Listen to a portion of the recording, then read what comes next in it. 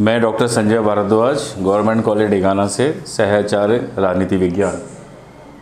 विद्यार्थियों, मैं आज आपको बीए पार्ट 3 के प्रथम प्रश्न पत्र पश्चिमी राजनीतिक विचारकों में सर्वप्रथम जो विचारक है प्लेटो, उसके बारे में चर्चा करूंगा। आप जानते हैं प्लेटो एथेंस का विचारक जिसने अपने जीवन की शुरुआत की, प्रथम दार्शनिक विचारक है और इसने पहली बार क्रमबद्ध तरीके से राज्य विज्ञान के क्षेत्र में काम किया, इसलिए इसको प्रथम राजनीतिक विचारक भी माना जाता है। इसका जन्म 428 ईसा पूर्व में एथेंस में हुआ और इसके पिता जो थे वो क्वाड्रस राजवंश में संबंधित थे। राज परिवार से संबंधित होने के कारण ये अपने अध्ययन के लिए 20 वर्ष की उम्र में गया और इसका जो गुरु था वो था सुकरात, जिसको बहुत बड़ा फिलोसफर माना जाता है। और जब प्लेटो ने अध्ययन शुरू किया तो एक घटना घट गई और वो घटना थी सुकरात को राज्य के द्वारा मृत्युदंड दिया गया क्योंकि वो सत्य बोलता था।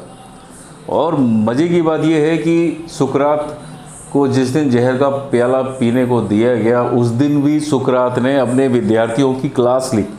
उस दिन भी उसने उनको बताया और उसने ये कहा कि हमें राज्य के नियमों का पालन करना चाहिए।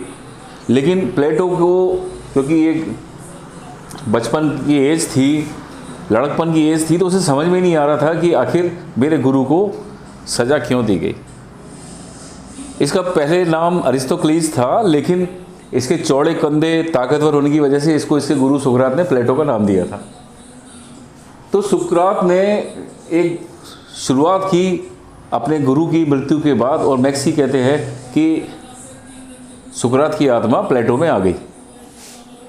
अब आप इसकी रचनाएं देखेंगे तो अपोलॉजी है, क्रीटो है, यूथ्रिको है, ग्रोजियस है, प्रोटोगोरस है, स्टेट्समैन है, लॉज, क्रीशस, प्रेडस, लेकिन सबसे फेमस जो इसकी रचना है वो है रिपब्लिक।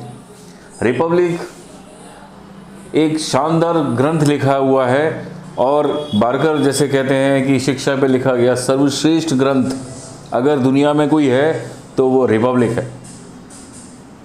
अब हम न्याय की बात करते हैं क्योंकि प्लेटो ने जब सारी बात समझी तो उसको ये लगा कि मेरे गुरु सुकरात को सज़ा इसलिए मिली क्योंकि गुरु गलत नहीं था, राज्य गलत था। और राज्य गलत नहीं होता है, उसमें शासन करने वाले लोग गलत होते हैं।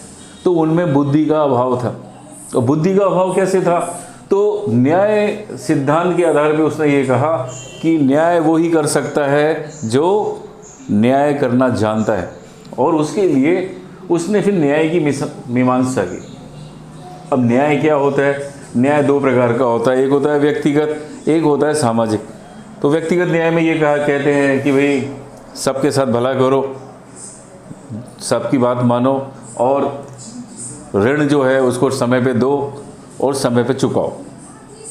लेकिन इसके ऊपर भी चर्चा होती है कि व्यक्तिगत रूप से न्याय जो आपके लिए सही है वो सही भी है समाज के लिए या नहीं। मान लीजिए मैंने आपसे कुछ पैसे या हथियार आपसे उधार लिया और कुछ समय के बाद में मेरे को आपको हथियार लौटाने हैं, लेकिन आपकी स्थिति जो है, सामने वाले की स्थिति, वो अगर मान लीजिए वो पागल हो गया है तो क्या मुझे उसको हथियार लौटाने चाहिए? दूसरी बात ये कि सामाजिक स्तर का जो न्याय होता है, न्याय में समाज कई चीज़ें जो हमारे मित्र है उसके साथ हमें सही बोलना चाहिए, लेकिन मित्र जो है वो शत्रु है तो क्या उसके साथ भी हमें सही बोलना चाहिए? अब मानवीय आत्मा की बात करता है प्लेटो कि मनुष्य की आत्मा के बारे में हम चर्चा करते हैं तो वो ये कहता है कि एक मनुष्य की आत्मा जो है वो 3 चीज़ों से फिक्स होती है। एक है इंद्रिय, आदमी एपिटाइट हो, मतलब आदमी के अंदर इच्छाएं होती हैं ज़्यादा खाने की, ज़्यादा कहना चाहिए काम करने की, अपनी सुंदरता को दिखाने की। तो आप देखेंगे इंद्रिय का गुलाम होता है आदमी। उसके बाद आता है शौर्य। हर आदमी के अंदर एक भावना होती है कि वो अपनी बहादुरी का बखान करे या अपनी बहादुरी को दिखाए। और तीसरा होता है बुद्धि, विजडम। हर आदमी के अंदर बुद्धि होती है, लेकिन बुद्धि का जो कहना चाहिए तत्व होता है वो किसी में कम होता है, किसी में ज़्यादा होता है। तो हमारे जो भी हम न्याय करते हैं उसमें मानवीय आत्मा का बहुत बड़ा योगदान होता है। अब हम न्याय सिद्धांत को पढ़ते हैं तो हम विशेषताओं की बात करते हैं, और पहली जो बात है वो है नैतिक न्याय। न्याय जो है वो नैतिकता से परिपूर्ण होना चाहिए। अब नैतिकता क्या है? नीति के अनुसार काम करना। लेकिन ये नैतिकता जो होती है कई बार हमारे लिए क्या है, समाज के लिए क्या है, राज्य की क्या है स्थिति, इसके ऊपर बहुत बड़ी बात रखती है। लेकिन प्लेटो कहता है कि अगर हम मन से सच्चे हैं, नैतिक है, तो हमारा न्याय सही होगा। फिर दूसरी बात आती है जीवन का एक आंतरिक तत्व और एक संतुलनकारी धारणा। तो जीवन जो है वो एक आंतरिक तत्व से भरा हुआ है, और हमें जो भी कहना चाहिए, विचार रखने चाहिए, उसमें एक संतुलन होना चाहिए। तीसरी बात आती है कार्य विशिष्टीकरण का सिद्धांत। कार्य विशिष्टीकरण का सिद्धांत ये होता है कि जो जिस लायक है उसको वो काम दिया जाए, क्योंकि बुद्धि का बंटवारा भी जो है वो सभी मनुष्यों में बराबर नहीं है। तो जिसमें जितनी बुद्धि है उससे उतना काम लिया जाए। और प्लेटो के समय में आप जानते ही हैं कि उसने अभिभावक वर्ग की भी कल्पना करी और उत्पादक वर्ग की भी कल्पना करी, और उसने इस चीज़ के ऊपर ध्यान दिया कि हमें जो लोग जिस लायक हैं उनसे उतना ही काम लेना चाहिए।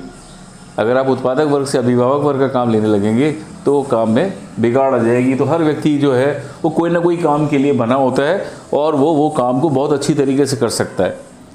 एक किसान है, वो किसानी का काम बहुत अच्छा कर सकता है, लेकिन अगर उसको आपने अभिभावक वर्ग का काम दे दिया तो वो हो सकता है लड़ाई लड़ने का काम कर पाए या नहीं। ये प्लेटो की बात है।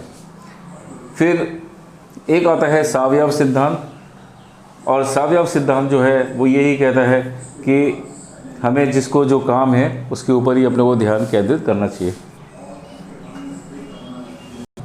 दार्शनिक शासक की जब हम बात करते हैं तो आप देखेंगे कि प्लेटो कहता है कि राज्य की शासन व्यवस्था विवेकशील, निस्वार्थी और कर्तव्यपरायण व्यक्तियों के हाथों में होना चाहिए। तो प्लेटो का न्याय सिद्धांत काफ़ी सीधा साधा है, लेकिन लगता है महत्वहीन है। लेकिन उस समय की परिस्थिति और देशकाल के हिसाब से देखें तो ये काफ़ी अच्छा था, क्योंकि ये उस समय का था जब समाज में एक अव्यवस्था फैली हुई थी। प्रत्येक व्यक्ति धनी और निर्धन था, तो जिसकी लाठी उसी की भैंस का काम चल रहा था। तो उस सिद्धांत को ये उस समय उसका विरोध करता था। अब हम न्याय सिद्धांत की आलोचना भी कर लेते हैं। एक तो पहली बात है कि ये कानूनी धारणा नहीं है बल्कि एक नैतिक धारणा है। तो आज न्याय को हम एक कानूनी धारणा के रूप में मानते हैं, लेकिन प्लेटो ने इसको कानूनी धारणा नहीं बल्कि नैतिक धारणा के रूप में माना था। बारकर इसीलिए कहता है कि प्लेटो का न्याय वस्तुतः न्याय नहीं है, ये तो मनुष्यों को उनके कर्तव्यों तक सीमित करने वाली भावना है। और विलियम बायर्ड कहते हैं कि उसने नैतिक कर्तव्य और वैधानिक दायित्व के बीच की सीमा को ही भुला दिया है। दूसरी बात आती है दार्शनिक वर्ग को समझ शक्तियाँ दे दी हैं। तो सामान्य अनुभव यही कहता है कि एक ही वर्ग को अगर आप राजनीतिक सत्ता ज़्यादा दे देंगे तो वो पतित हो जाएगा और असीमित शक्तियाँ पूर्णतः भ्रष्ट कर देती हैं। तीसरी बात आती है समाज और मनुष्य का सर्वांगीण विकास संभव नहीं है।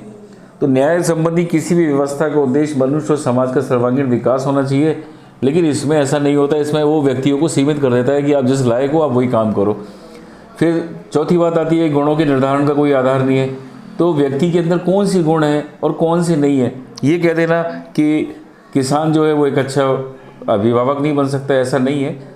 हर व्यक्ति काल और परिस्थितियों में अच्छा व्यक्ति बन सकता है। नेक्स्ट बात आती है वर्तमान समय के राज्यों पे इसे लागू नहीं कर सकते हैं। प्लेटो के समय में जो राज्य थे, नगर राज्य, वो बहुत कम जनसंख्या वाले थे, किंतु वर्तमान समय में तो एक राज्य की जनसंख्या ही करोड़ों में होती है, तो उनसे हम काम नहीं ले सकते। नेक्स्ट आता है सर्वाधिकार का मार्ग प्रशस्त होना। प्लेटो के न्याय सिद्धांत में ये कारण भी स्वीकार है कि इसमें सर्वाधिकार का मार्ग आ जाता है। समाज में किस व्यक्ति को किस श्रेणी में रखा जाए पता लगेगा कि फिर इसका काम कौन करेगा, इस बात को डिसाइड कौन करेगा, शासक। और शासक करेगा तो उनकी कोई शक्ति की सीमा नहीं होगी और वो हमेशा शासक बने रहेंगे। और जब वो हमेशा शासक बने रहेंगे तो वो तानाशाह या सर्वाधिकारवाद की ओर चले जाएंगे। तो ये मानव जाति के हित में नहीं है। और इसके बाद आती है बात वर्गीय विशेषाधिकार का समर्थन। तो वर्गीय विशेषाधिकार का समर्थन भी जो है वो भी इससे गलत है। तो कुल मिला के आप देखते हैं तो प्लेटो का जो न्याय सिद्धांत है वो काफ़ी अच्छा है और उस समय काल और देश काल के हिसाब से बहुत बढ़िया था। ये परीक्षा की दृष्टि से भी महत्वपूर्ण प्रश्न है। और प्लेटो का जो रिपब्लिक है उसमें न्याय की बहुत ज़्यादा चर्चा की है। अगले उसमें हम शिक्षा सिद्धांत की बात चर्चा करेंगे। प्लेटो की ये किताब रिपब्लिक है, ये शिक्षा पे लिखा गया सर्वश्रेष्ठ ग्रंथ माना जाता है। ये सारी जानकारियाँ आपको इसी वेबसाइट पे मिलेंगी, तो आप लोग जो है इससे जुड़े रहें। धन्यवाद।